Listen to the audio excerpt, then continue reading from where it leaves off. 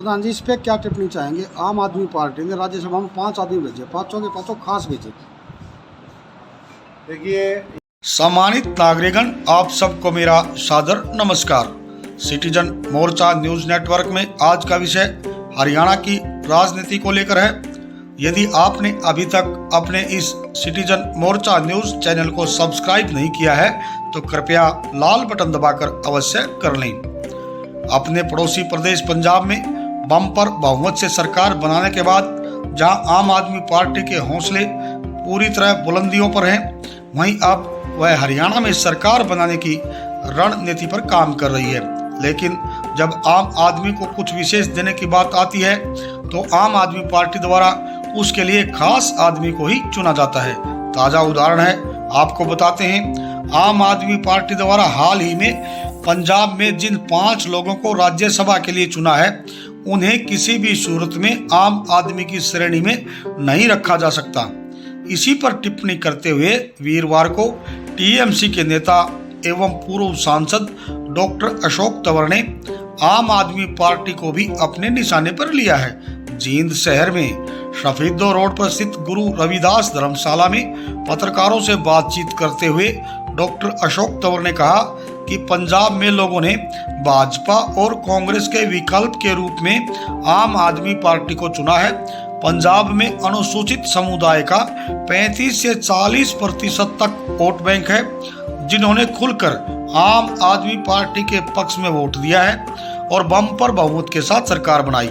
लेकिन जब बारी राज्यसभा में सांसद भेजने की आई तो आम आदमी पार्टी ने सभी 5 सीटों पर खास आदमियों को ही तवज्जो दी, जबकि अनुसूचित जाति समुदाय को यह उम्मीद थी कि पहले पंजाब से जहां राज्यसभा में उनका 1 सांसद था, वहीं अब कम से कम 2 हो जाएंगे, परंतु अब तो 1 भी नहीं रहा। डॉक्टर अशोक तंवर ने यह भी कहा कि हालांकि यह आम आदमी पार्टी का अंदरूनी मामला है, लेकिन अनुसूचित समुदाय के लोग सब कुछ अच्छी तरह से समझ रहे हैं। इसी के साथ डॉक्टर तंवर ने यह भी दावा किया कि आगामी चुनाव में हरियाणा प्रदेश में लोग कांग्रेस और भाजपा के मजबूत विकल्प को अपना वोट करेंगे। वे खुद फौजी के बेटे हैं और दिल्ली के सीएम अरविंद केजरीवाल से भी आम आदमी हैं। अब वे आम और ईमानदार लोगों की मजबूत टीम तैयार करके प्रदेश के लोगों को नया विकल्प देंगे। डॉक्टर अशोक तंवर ने सीधा आरोप लगाते हुए कहा कि देश व प्रदेश की बीजेपी सरकार आमजन, किसान, मजदूर, कर्मचारी व व्यापारी को निचोड़कर अपने महापूंजीपति साथियों की मदद कर रही है। इसी कारण आज देश में महंगाई, बेरोजगारी व भ्रष्टाचार का पूरी तरह से बोलबाला है और प्रदेश में तो विपक्ष पूरी तरह से शून्य बनकर रह गया है। उन्होंने हरियाणा में 134A के तहत गरीब बच्चों के निजी स्कूलों में दाखिलों पर रोक लगाने के फैसले पर सरकार को घेरते हुए कहा कि लोग शिक्षा में पिछड़े रहें, अनपढ़ रहें, गरीब रहें। सरकार इसी प्रकार के मॉडल पर काम कर रही है। आज स्कूलों में गरीबों को वजीफे नहीं मिल रहे, हायर एजुकेशन की स्कॉलरशिप नहीं मिल रही, गरीब बच्चों को पढ़ने के अवसर नहीं मिल रहे। उन्होंने कहा कि पहले प्रधानमंत्री और उनके मंत्रियों की डिग्रियों पर सवाल उठाए जा चुके हैं। यह नकली डिग्री वालों की सरकार है, इन्हें पढ़ाई से कोई मतलब नहीं है। समय आने पर देश और प्रदेश की जनता अवश्य इस सरकार को सबक सिखाने का काम करेगी। यह सब आप खुद ही सुनिए पूर्व सांसद डॉक्टर अशोक तंवर की जुबानी। लेकिन उससे पहले मेरा आपसे फिर यह निवेदन है कि आप कृपया अपने इस सिटीजन मोर्चा न्यूज चैनल को सब्सक्राइब करें, शेयर करें और कमेंट जरूर करें। धन्यवाद। आने वाले समय में इस हरियाणा में विकल्प देगी और बहुत मजबूत विकल्प देगी। प्रधान जी, इस पे क्या टिप्पणी चाहेंगे? आम आदमी पार्टी ने राज्यसभा में 5 आदमी भेजे, पांचों के पांचों खास भेजे। देखिए, ये बात है जरूर। ये मुझे लगता है कि वहाँ पर पंजाब के अंदर जिस तरीके से सर्व समाज ने उनको वोट दिया और दलित वर्ग बहुत बड़ी आबादी में है, वहाँ 35 से 40% है। वहाँ एक सिटिंग राज्यसभा के एमपी भी जो थे, पहले वो पीसीसी के अध्यक्ष थे शमशेर सिंह ढुल्लो, वो भी थे। तो ऐसे में प्रतिनिधित्व लोगों को लगता था कि 1 के बजाय 2 मिलेंगी, नहीं मिली। अब उनका पार्टी का फैसला है, लोग इस बात की जजमेंट करेंगे। लेकिन ये ज़रूर है कि जो सरकार सबके सहयोग से आई है उनको सबका ख्याल रखना चाहिए। बहुत बहुत धन्यवाद। देश और प्रदेश की राजनीति का है, आप सब लोग देख ही रहे हैं कि लगातार इस देश के अंदर महंगाई है, बेरोजगारी है, भ्रष्टाचार है, समाज को, देश को बांटने का लोग काम कर रहे हैं।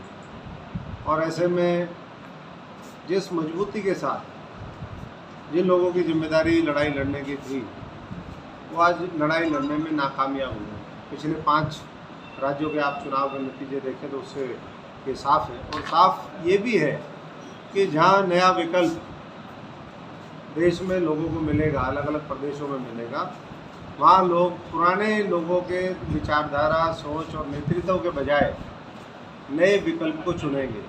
ये लोगों का संकल्प अब दिखता है, क्योंकि डीजल पेट्रोल के भाव देख लो, जब तक इलेक्शन थे वो दाम रुके हुए थे, चाहे अंतर्राष्ट्रीय बाजार में कम हुए या बढ़े, लेकिन वो रोक के रखे सरकार ने 45-50 दिन।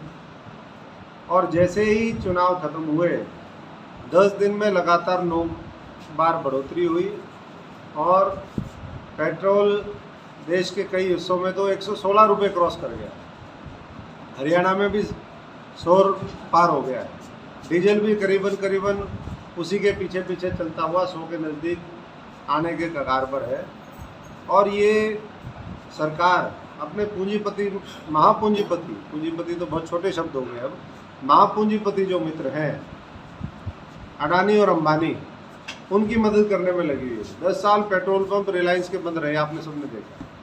ऐसा क्या चमत्कार हुआ, ऐसा क्या इंटरनेशनल डायनामिक्स चेंज हुए कि वो 10 साल बाद पेट्रोल पंप रिलायंस के खुल गए एकदम। भाव बढ़ते जा रहे हैं, सरकार भी कमा रही है और उनके दोस्त भी कमा रहे हैं। देखो कैसा मॉडल है। बोले सरकार निचोड़ मॉडल में लगी हुई है, निचोड़ दो सबको, जनता को निचोड़ दो, व्यापारी को निचोड़ दो, किसान मजदूर को निचोड़ दो, जितना इनसे निचोड़ा जा सकता है उतना निचोड़ दो और अपने साथियों का उनका भर दो।